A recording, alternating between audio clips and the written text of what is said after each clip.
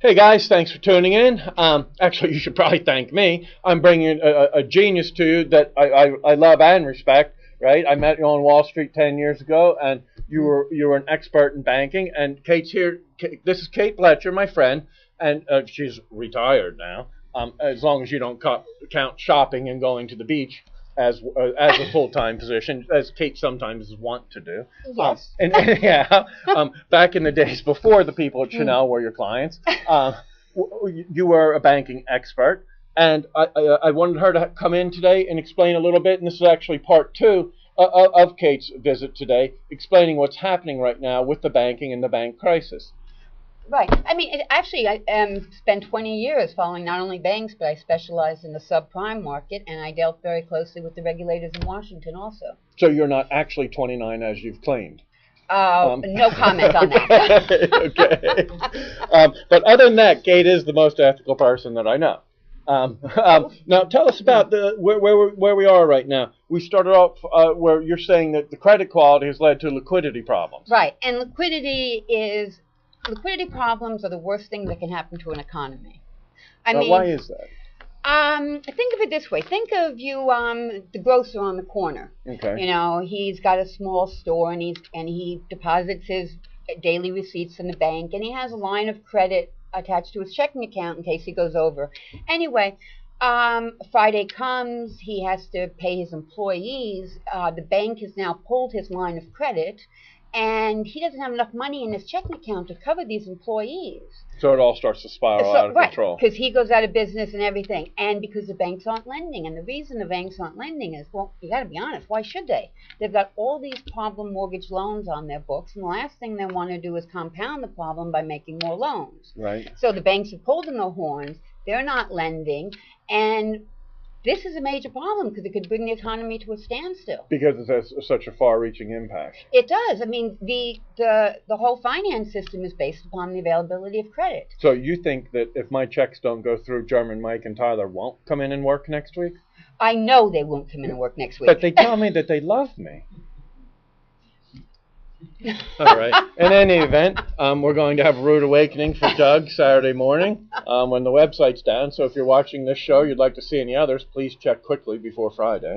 Now, what you're saying, Kate, and you think that this bailout is necessary to pump liquidity back in. Right, because what's happening now is banks are used to, they can lend out if somebody comes and makes a deposit. But we've been having stronger growth. So what the banks have done, and other finance companies, is they've taken their loans and they've taken them to Fannie Freddie, take them to Wall Street to sell them. And Wall Street sells them, they bundle them, and that's called a securitization. Do you know who invented that? Do tell. A fellow Penn grad. Anyhow. Very impressive, okay. And it was very good. But so, there is this reason that banks need to start lending again, and they're not, and they've pulled in their horns and they're not doing it. And the government cannot force banks to lend. Right. And so they're trying to prime them with liquidity, so they're not so worried about that. Right. See, now my problem with the bailout is that Paulson, who said he would only support this plan in the form that it was in, right? And he's the former chair of Goldman. And the prime beneficiaries of this bailout package are supposed to be Goldman and Morgan Stanley, right? And I really thought that's kind of, the fox watching the hen house, right? Yes, I would agree with that, but that's not the point of this bailout. What this bailout is going to do is it's going to go into the market, and it's going to buy different tranches, different slices and dices of securitized loans, and give more liquidity. So they buy loans, banks can then sell more loans into the securitization market. And it's not just for the broker-dealers to make money, the Goldman Sachs and the Morgan Stanley. I mean, the banks need to get loans off their books to make the loan to the grocer. Well, I have friends that are realtors here. I got invited to a party last night, and I think it's kind of the party before he hangs himself. Because the last time I talked to him, he was offering to paint apartments for free for anyone who bought an apartment from him, because he said, nobody can get a mortgage right now, right. And you need to be at 50% down or 100% down, which isn't really a mortgage, right? And he said there aren't a whole lot of those ducks walking around in New York, So he's throwing parties now. He was offering to pay in apartments, right? And he said it didn't matter who you were or what your income or anything, right? He said there's just no bank that's making loans for any reason. Right. Now, my problem is we saw the letter yesterday from John Allison, who's a guy that I love and respect, right? He's the outgoing CEO for BB&T, right. And he wrote a letter to Congress saying that the way that it was written, it's not really what they're trying to sell to the public, right? That the way it was written, it could be used to pay off credit card loans and automobile loans, and that it would strongly benefit primarily Goldman and Morgan Stanley, right? Not necessarily the grocer's bank on the corner, right? And that's what Mr. Allison had to say. And he said he was calling for them to make a lot of changes. Now, I know overnight they made some changes, right, for the $250K for FDIC, right? What else did they change? What's the latest? Well, then they were also looking into the compensation. They were looking into changing the what are they going to buy? Are they going to buy from foreign institutions domiciled in the U.S.? Are they going to buy just from which, commercial banks? So, I mean, there are still some packages to be worked out. But this isn't, the government is not giving $700 billion to Morgan Stanley and Goldman Sachs. They're buying paper, buying pieces of mortgages because nobody else is out there. And that's the whole point, just to get the system moving again. Well, I think what he's afraid is that it's going to come in here intended to do this, but it's not written to do that. And as we know, if we give the people in Washington any leeway at all, they always choose the worst path.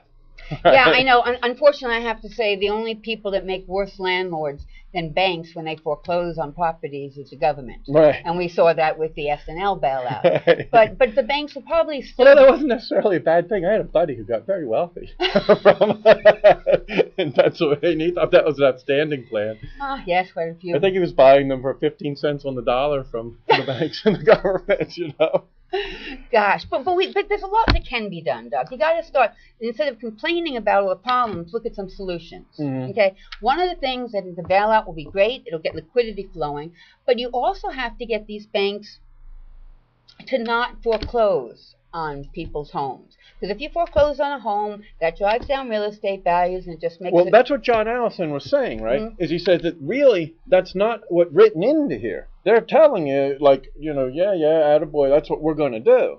But that's not written in there, that it has to be used for the homes and to keep the housing market going. Right? That's what he said needs to happen, the same as you, right? But he said that's really not what's written in here, and he was afraid that instead it would be perverted and by Goldman Sachs and Morgan Stanley to prop up securities and derivatives and stuff where they're not liquid, rather than actually taking care of houses and homes, and he said that's not written in there, and we're kind of pretending that this is what we're going to have Paulson do, but we haven't written in that as a law, and he may very well get this and say, like, oh, yeah, well, I'm going to give you, $100 billion, Goldman Sachs, we're old buddies, hint, hint, nudge, nudge, right? And make sure you help housing, and they're going to say, like, yeah, we're going to. But it's not actually written in as law. It's not, but there are ways they could do it. I mean, one way, for instance, is a bank has a way it grades its loans. It's either performing, non-performing, something in foreclosure. If the government came in and said, you have to keep X amount of capital against all your loans, but loans in foreclosure, you have to keep 10 times, 50 times as much capital. Right. That would give the banks the incentive not to foreclose. Because right now, they just want to get them off their books. Right. So, there has to be more written into this language. Okay, great. Super fantastic. You are the greatest. Hey, thanks very much, Kate. Thank you and for guys, having me. Don't forget, come back to Wall Street Media and tune in and watch the first part of our talk with Kate today, WSMCO.com. Thanks, Kate. Thank you.